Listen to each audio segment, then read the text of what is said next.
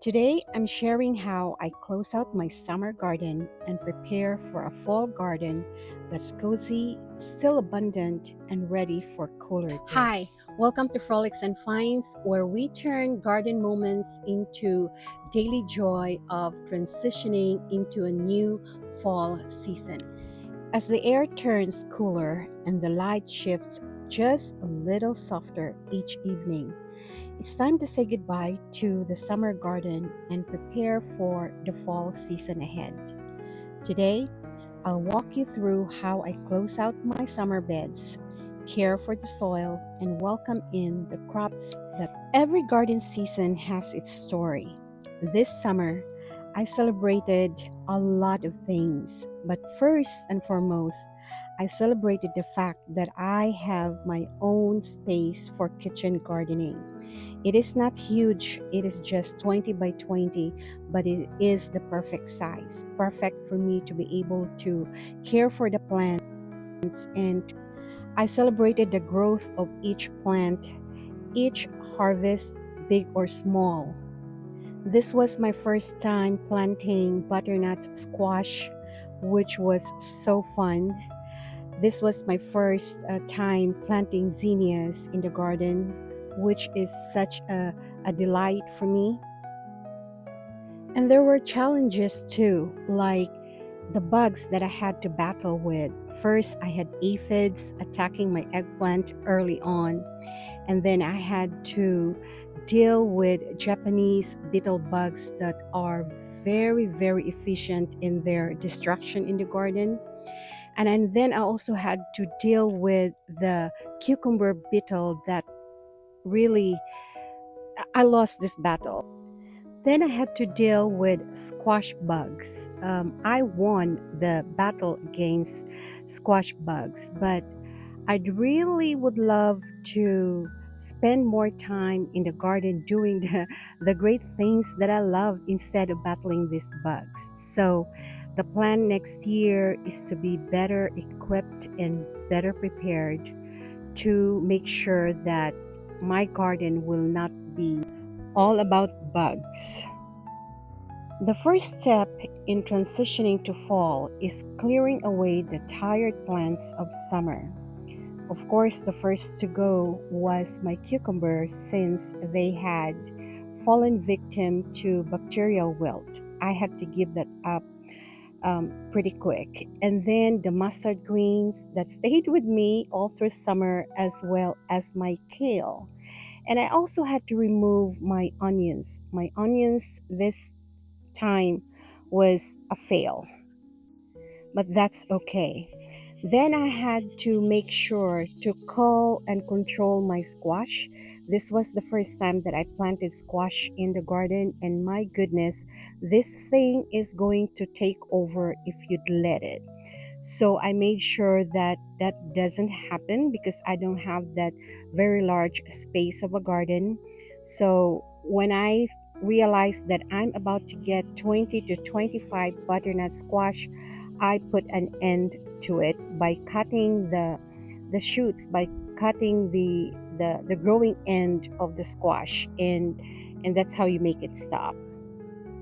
The beans that also did not produce for me, that has to go, and any weeds that tried to take over in the heat. Healthy plant matter goes into the compost while anything disease is set aside to keep the soil healthy.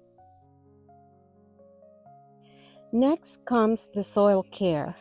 Summer harvests pull a lot of nutrients from the ground, so I like to give my garden a boost with compost or organic amendments. I don't really go out and buy some organic amendments. I just use food scraps from my kitchen and put it in my compost pot. We have a facility in our city where all the broken down woods and mulches are dumped there and allowed to age. So that has been our source of broken down mulch that is really perfect for the garden. I am a proponent of a no-till gardening, so I will not be tilling my garden beds this year or anytime soon. what I will be doing is to layer up organic materials and let it age naturally. I have done that before in smaller scale, and I am happy with the results. So I am sticking to that.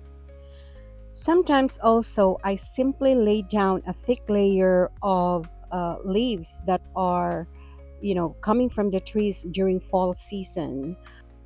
We just gather leaves from the yards and pile it on top of the garden beds. This way, we allow the soil to rest and recharge. Healthy soil is the quiet foundation of every season's abundance. Now, the fun part, welcoming fall crops. Cooler days are perfect for planting leafy greens like kale, spinach, and lettuce. Carrots, radishes, and beets also thrive. I don't really plant a lot during fall. Maybe some lettuce, kale, and I have radishes and bok choy growing at the moment.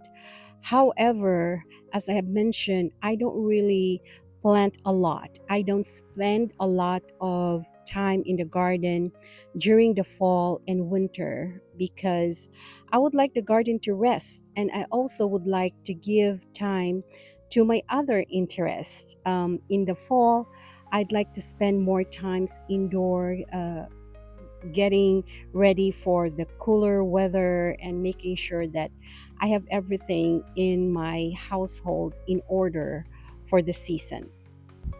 But from time to time, it is good to go to the garden, check what is still growing and what has totally given up. But generally, I allow my garden to just take its full course during the fall to the winter season. And fall weather can be very unpredictable, especially here where I'm at. I am gardening in Illinois, that's Midwest, as zone 6B to 7A.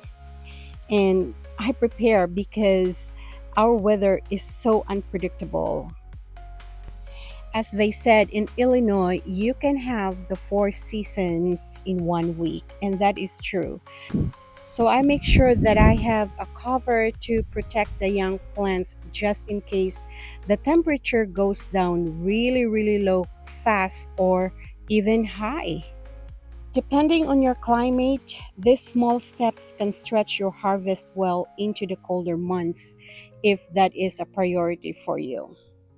As I move from one season to the next, I'm reminded that gardening teaches us the beauty of transition. Letting go of what has passed makes space for what's to come. I'd love to hear, what are you planting for your fall garden? Share it in the comments below so we can inspire each other. Thank you for joining me in the shift from summer to fall. May your fall garden be still abundant and peaceful. I will see you again in the next one.